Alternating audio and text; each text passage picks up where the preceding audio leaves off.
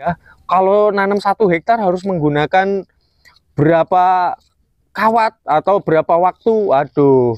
Nah, ya pengen berbuah lebat apa enggak? Cara menanam singkong agar dapat menghasilkan buah yang lebat.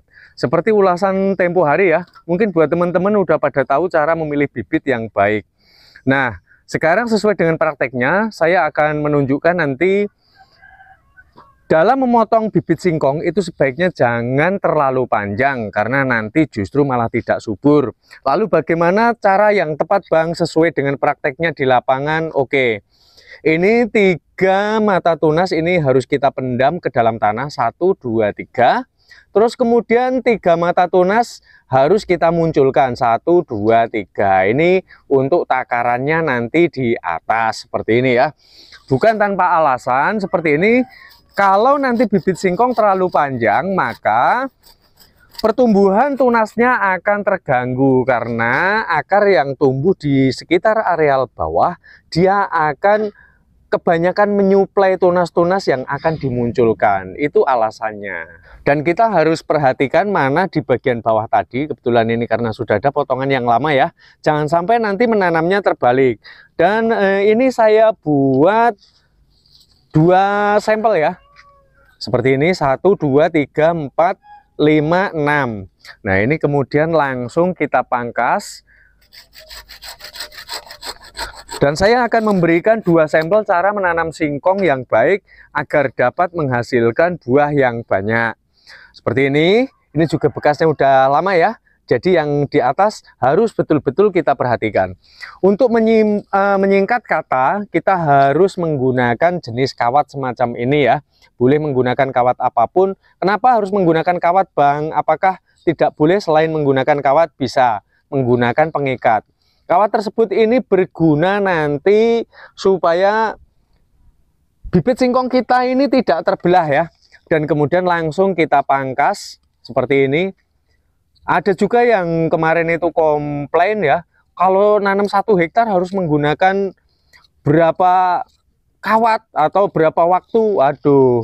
Nah, ya pengen berbuah lebat apa enggak? Nah, sekarang setelah seperti ini kita lakukan pembelahan. Nih, ingat kita di bagian bawah ini, paling bawah sendiri itu jangan sampai belahannya itu mengenainya ya. Jadi seperti ini, langsung kita lakukan. Nah, fungsi dari kawat ini supaya nanti nggak bablas terbelah keseluruhan, makanya kita harus menggunakan kawat. Dan ini perlu kita belah sekali lagi dengan cara seperti ini. Kita langsung lakukan pembelahan. Nah ini yang dengan cara sistem nanti stek berdiri. Lalu hal berikut yang harus kita siapkan adalah kita menyiapkan ini untuk mengganjal ya. Langsung kita belah menjadi 4 pula. Nih, seperti ini. Dan langsung ini dapat kita sisipkan di areal yang kita belah tadi supaya nanti dapat menjadi pembatas agar nanti batang singkong tidak menyatu kembali. Seperti ini, dapat kita pukul pelan-pelan. Kenapa harus sistemnya belah 4 Bang? Betul, alasannya adalah supaya nanti masing-masing berfokus terhadap pembuahannya. Itu alasan mengapa tanam singkong belah 4. Lalu pemasangan berikutnya, jikalau ini ganjalannya sudah kita pasang, ini kebalikannya pun harus kita pasang seperti ini ya. Maka nanti munculnya akar dia bisa dari sekitar areal bekas pelepah ini, di atasnya bisa di bawahnya. Nah, dari masing-masing belahan tersebut maka dia akan berfokus pada pembuahannya. Karena semakin banyak akar yang dihasilkan, maka akan semakin banyak pula buah singkong yang akan dihasilkan. Nah, setelah semua sudah saya jelaskan, untuk yang teknik berdiri nih ya, seperti ini, 3 nanti kita pendam di tanah, lalu 3 kita munculkan di atas permukaan tanah. Saya nanti akan tunjukkan kalau terlalu panjang justru tidak subur ya. Nah ini yang justru dengan stek rebah. Stek rebah ataupun stek tidur ataupun stek kubur ya, itu dengan cara sistem kita menaruhnya tidur seperti ini. Dan kita perlu melakukan sesuatu hal, apakah yang harus kita lakukan? Yaitu dengan cara sistem pelukaan batang seperti ini.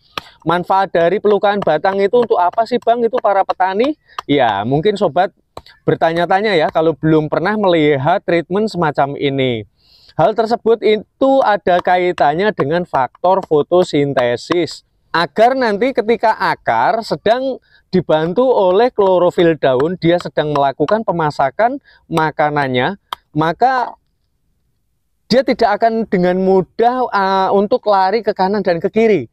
Itulah gunanya dari penyayatan, sehingga mengingat karena munculnya akar itu dari sekitar areal pelepah ini, supaya nanti dia akan berfokus terhadap pembuahannya dari masing-masingnya seperti ini. Itu alasan kenapa dilakukan sistem pelukaan. Nah, apakah sistem pelukaan ini bebas, Bang? Bebas ya, cara melukainya bebas. Hanya ada 2 rumusan. Yang pertama, jangan sampai merusak sekitar areal bekas pelepah. Karena munculnya mata tunas maupun akar, saya jamin dan saya pastikan dia akan muncul dari sekitar areal pelepah.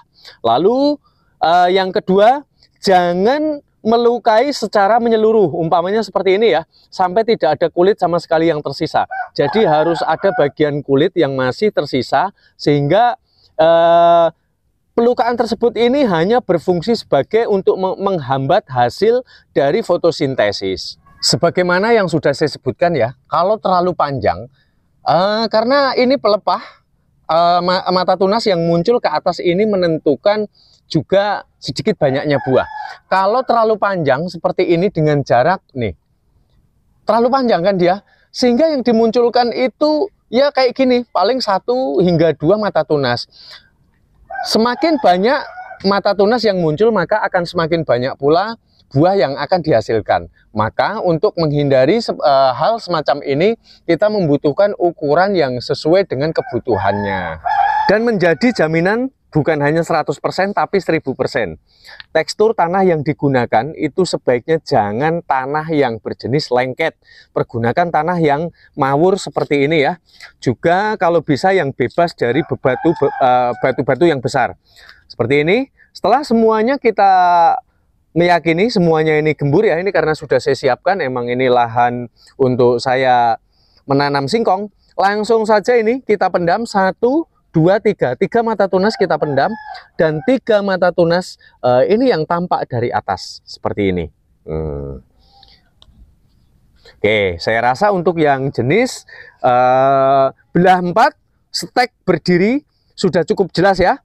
Lalu saya akan mempraktekkan dengan cara sistem stek tidur ataupun stek rebah. Nah, ini kita dapat melakukannya seperti ini. Kalau ada semacam lengkungan seperti ini, kita taruh di bagian atasnya. Nasihat dari saya sebaiknya perlihatkan kurang lebih separuhnya ya. Separuhnya ini harus kita perlihatkan seperti ini. Dengan alasan apa? Kalau nanti kita pendam secara menyeluruh, sudah saya pastikan. Ini jaminannya, karena ini saya sering menanam dengan teknik seperti ini. Kalau terlalu dipendam nanti dia mata tunas tidak akan pecah. Bahkan kalau terlalu dalam maka dia akan sangat sulit untuk menumbuhkan mata tunas itu sendiri. Maka kita lakukan seperti ini. Dan prakteknya kita lihat sama-sama di sini yuk. Ini dengan cara sistem stek tidur ya. Nah seperti ini nanti ketika dia sudah muncul, jika ingin difokuskan terhadap pembuahan, maka sebaiknya mata tunas ini harus kita kurangi, kita sisakan yang di ujung kanan dan kiri, atau sebanyak-banyaknya 3 mata tunas saja. Tapi kalau difokuskan untuk pembuahan, untuk sayuran, itu nanti bisa dibiarkan saja. Nah ini kita tinggal menguruk dengan sistem semacam ini, karena ini mata tunas sudah pecah semua ya, kita sudah tinggal menguruknya seperti ini. Begini cara perawatannya ya, buat teman-teman mungkin yang masih belum mengetahui treatmentnya seperti ini. Jangan diuruk secara menyeluruh terlebih dahulu, sedikit-sedikit cara menguruknya. Tentu kalau kita memang merawat kebun, tentu setiap hari kita akan ke kebun ya. Nah, seiring waktu berjalan dia membesar seperti ini, barulah global dilakukan pengurukan ya. Karena ini sudah besar gitu. Dan sisakan di batang ujung di sini ya.